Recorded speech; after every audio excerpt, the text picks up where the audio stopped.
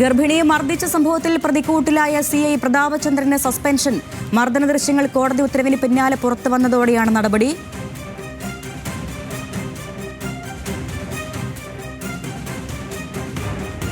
VS Anu നൽകും വിവരങ്ങൾ. അനു, കർശന നടപടിക്ക് മുഖ്യമന്ത്രി നിർദ്ദേശം നൽകിയിരിക്കുന്നു. തൊട്ടു പിന്നാലെ ഇപ്പോൾ സസ്പെൻഷൻ ഉത്തരവ്. വിവരങ്ങൾ എങ്ങനെ?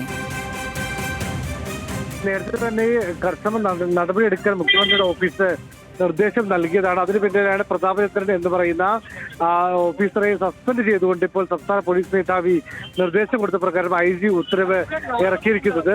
ഗർഭിണിയായ യുവതിയെ അതിക്രൂരമായി പിടിച്ചുതള്ളുകയും പിന്നീട് കരണത്ത് അടിക്കുകയും ചെയ്ത സംഭവത്തിൽ ഈ പറയുന്ന CIയെ സസ്പെൻഡ് ചെയ്യാൻ വേണ്ടി ഇപ്പോൾ IG തന്നെ ഉത്തരവ് ഇറക്കിയിരിക്കുന്നു. IG സസ്പെൻഡ് ചെയ്തുകൊണ്ടുള്ള ഉത്തരവ് IG പുറത്തിറക്കുകയും ചെയ്തിട്ടുണ്ട്. ശരി, VS അനു, ഇതിലിപ്പോൾ ഈ പ്രതാപചന്ദ്രൻ നിലവിൽ അരൂരിലെ SHO ആണ്. ഇപ്പോൾ നടപടി എന്ന് പറയുന്നത് മുൻകാലത്ത്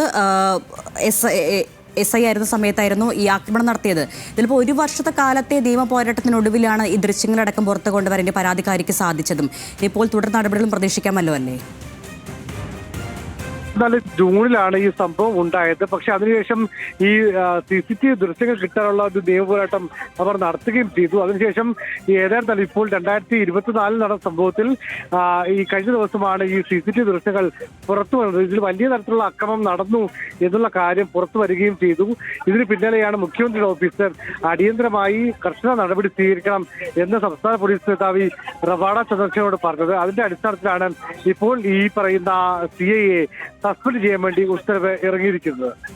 ശരി, VS അനുവാണ് വിവരങ്ങൾ നൽകിയത് തിരുവനന്തപുരത്ത് നിന്നും.